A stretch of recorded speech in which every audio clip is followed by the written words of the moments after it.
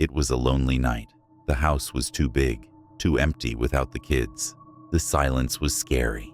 I stood in the backyard, kicking a soccer ball. I felt scared because of the old stories about the land. They said it was built on a place where people were buried long ago. The sun was going down, making long, scary shadows. I decided to clean the house to keep myself busy.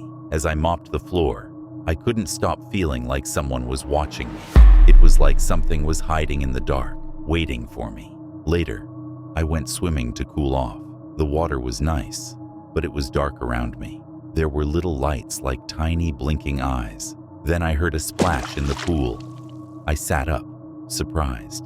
Another splash. Something was throwing rocks from the woods behind the fence. I was scared. I tried to tell myself it was just animals, but the feeling of being watched was getting stronger. As it got really dark, a bad smell filled the air. It was the smell of something dead, something rotting. Birds flew away, their scared sounds echoing in the night. I jumped out of the pool, my heart beating fast.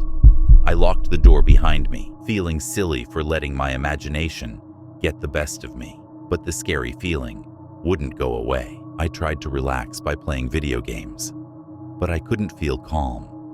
I kept hearing quiet sounds, like my daughter calling for me. I told myself it was just my mind playing tricks, but I felt cold all over.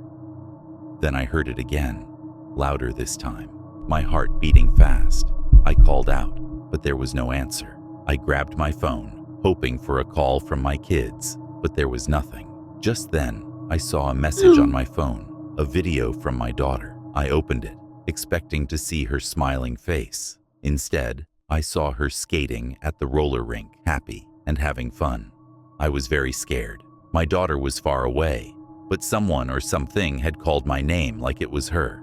I tried to tell myself it was just my mind playing tricks, but the room felt heavier, colder.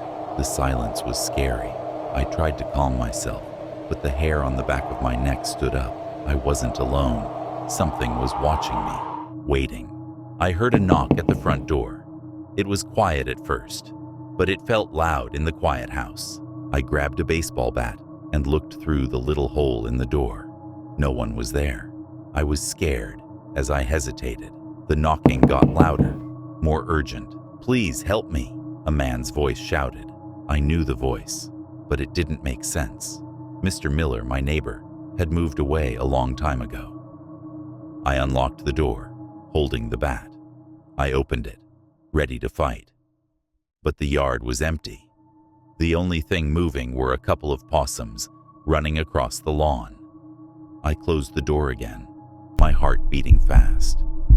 What was happening? Was I going crazy? I stepped back from the door, feeling cold. The air in the house felt colder, heavier. Then I heard it again, this time from behind me. "Please help me." I turned around, holding the bat, but there was no one there. I was shaking with fear. The voice was inside the house. I stepped back slowly, looking around the room. Every shadow seemed darker, every corner hiding something. The air was full of fear. I wanted to scream, but I couldn't make a sound. Suddenly, the door opened. I didn't touch it, didn't unlock it, but the door opened, letting in a rush of cold air that smelled like something dead, something rotting. I gagged, covering my mouth. My mind was telling me to run. A tall, dark figure stepped through the doorway, its glowing yellow eyes looking at me. I stumbled backward, dropping the bat. The figure didn't move. It just watched me, not blinking. I was very scared. I knew the horror that was coming. I stumbled backward, dropping the bat. The figure didn't move. It just watched me, not blinking. I was very scared.